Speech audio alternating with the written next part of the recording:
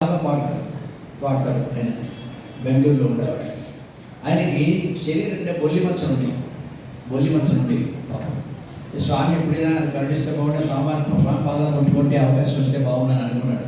10 గంటలకు ఛాన్స్ వచ్చింది. ఇద్దరికి ఇతను అది దర్శన దిక్కావో మేరీ సాయి నందల పాడుతుంటే స్వామి అక్కడ ఆయన పద్మనాభం గారు డాక్టర్ పద్మనాభం గారు ఇంట్లో ఉన్నారు. ఇంటికి వచ్చి ఇంట్లో ఉండి అర్జెంట్ లేచి బంగారు పద అర్జెంటుగా మనం అక్కడ వైద్యుకి వెళ్ళాలి.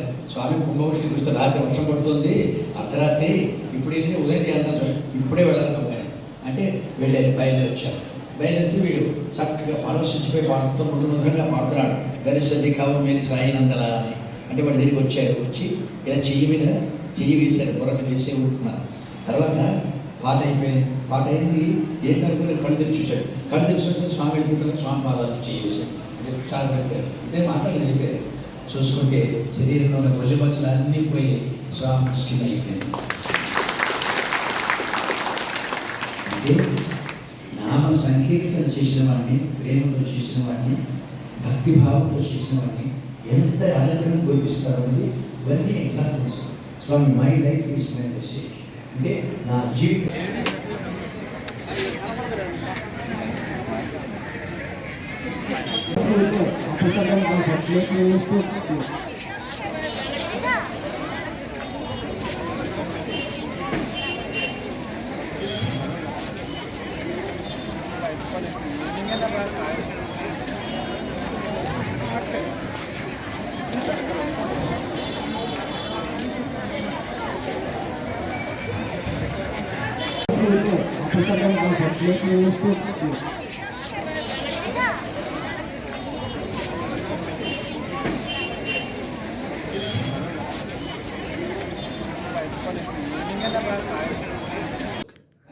Okay sir. ఓం శ్రీ సాయిరామ్. భగవాన్ శ్రీ సత్యసాయి బాబా వారి దివ్య అనుగ్రహ ఆశీస్సులతో ఈరోజు శ్రీ సత్యసాయి సేవా సంస్థలు విశాఖపట్నం జిల్లా శ్రీ సత్యసాయి సేవా సమితి విశాఖపట్నం సిటీ ఆధ్వర్యంలో ఈ ప్రేమ మందిర్లో భగవాన్ సత్యసాయి బాబా వారి 99వ జన్మదినోత్సవ వేడుకలు జరుపుకుంటున్నాం. ఈరోజు ఉదయం 4:45 ఓంకారం, సుప్రభాతం, నగర సంకీర్తనతో ఈ రోజు ఇటు కార్యక్రమం ప్రారంభమయ్యాయి. అయిన వెంటనే పొద్దుట 9:30 గంటలకి భక్తులందరి చేత సామూహికంగా శ్రీ సత్యసాయి దివ్య వ్రతాలు నిర్వహించడం జరుగుతుంది. తర్వాత 11:45 నుంచి మహానారాయణ సేవ అంటే భక్తులు అందరికీ కూడాను మహానారాయణ సేవ జరుగుతుంది. ఈ నారాయణ సేవలో ఎప్పుడు కూడా సుమారుగా 5,000 మంది భక్తులు ఈ స్వామివారి ప్రసాదం తీసుకోవడం జరుగుతుంది.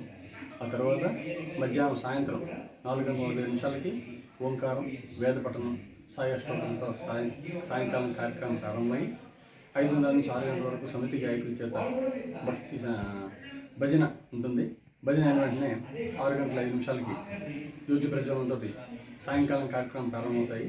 ఆ తర్వాత 6:05 నుంచి 1 గంట శ్రీ సత్యసాయి పూర్వ విద్యార్థి మణికొండ సాయి ప్రసాద్ గారి చేత ఆధ్యాత్మిక ఉపన్యాసం ఉంటుంది.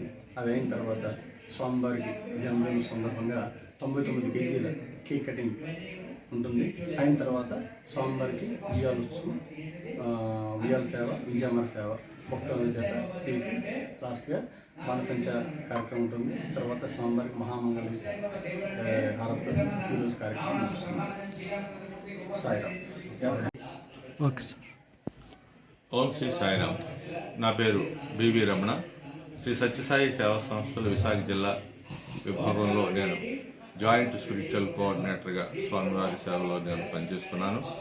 భగవాన్ బాబావారు ఈ భూమిపై అవతరించి 99 సంవత్సరాలు పూర్తయిన సందర్భంగా వారి యొక్క 99వ జన్మదినోత్సవ వేడుకలు విశ్వవ్యాప్తంగా, ప్రపంచవ్యాప్తంగా కూడా 180 దేశాల్లో ఉన్నటువంటి సత్యసాయి సంస్థలు ఈ కార్యక్రమాన్ని వైభవంగా నిర్వహిస్తున్నాయి. మన భారతదేశంలోనూ ఆంధ్రప్రదేశ్లో కూడా ఈ కార్యక్రమాలు జరుగుతున్నాయి. అనేక ఆధ్యాత్మిక సేవా కార్యక్రమాలు ఈ సందర్భంగా చేపడుతున్నారు. భగవాన్ వారు అవతార లక్ష్యంలో ఉపదేశించినటువంటి పంచసూత్రాలు సత్య, ధర్మ, శాంతి, ప్రేమ, అహింసలు ఇవే మానవాళికి మనుగడకు ప్రశాంతమైన జీవనాన్ని సాగించడానికి అవి ఒక దిక్సూచిలాగా ఉపయోగపడతాయని భగవాన్ బాబా వారు ఉపదేశించారు. కలియుగంలో నామస్మరణకు మించిన సాధన మరొకటి లేదని చెప్పి వారు ఉపదేశించారు.